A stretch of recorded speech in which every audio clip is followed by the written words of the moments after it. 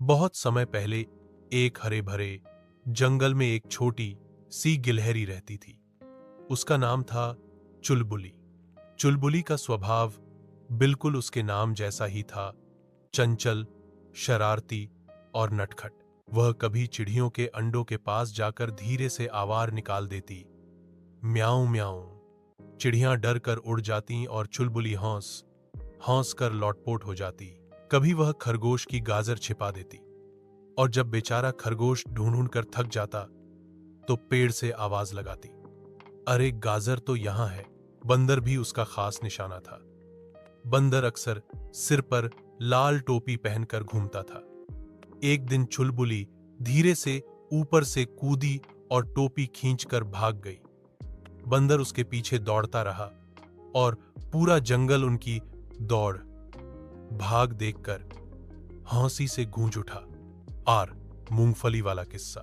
एक दिन पास के गांव का किसान अपने खेत में ढेर सारी मूंगफली सुखा रहा था। चुलबुली ने दूर से देखा और उसके मुंह में पानी आ गया। उसने सोचा, वाह, इतनी सारी मूंगफली तो मुझे कई दिन तक मजे करवाएगी। वह धीरे धीरे खेत में पहुंची और मूंगफली अपने दोनों गालों में भर ली। लेकिन तभी किसान ने उसे देख लिया और चिल्लाया, अरे ओ शरारती, रुक जा। किसान डंडा लेकर दौड़ पड़ा। चुलबुली जान बचाने के लिए पेड़ की ओर भागी, पर जाते जाते उसकी शरारती आदत फिर जाग गई। उसने पीछे मुड़कर किसान की टोपी खींच ली।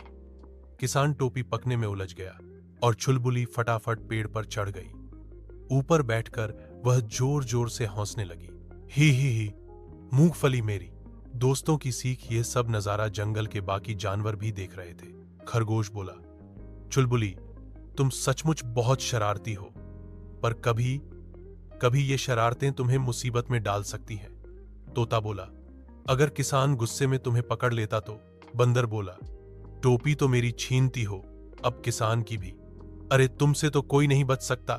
सभी जानवर हंस पड़े, लेकिन चुलबुली थोड़ी सोच में पड़ गई। उसने मन ही मन तय किया कि अब अपनी शरारतें सिर्फ मजाक और खुशी देने के लिए करेगी, किसी को नुकसान नहीं पहुंचाएगी। खुशियों का बांटना। अगले दिन उसने ढेर सारी मूंगफली इकट्ठी की और सब दोस्तों को बुलाकर बोली, आज दावत है, मूंगफली सबके लिए। सब जानवर खुश होकर मूंगफली खाने लगे। जंगल में पहली बार सबने मिलकर दावत की और खूब हंसी मजाक हुआ। उस दिन से चुलबुली की शरारतें सबके चेहरे पर मुस्कान लाने का तरीका बन गईं। सीख, शरारत करना बुरा नहीं है, लेकिन उसमें दोस्तों की खुशी और प्यार छुपा हो तभी असली मजा है।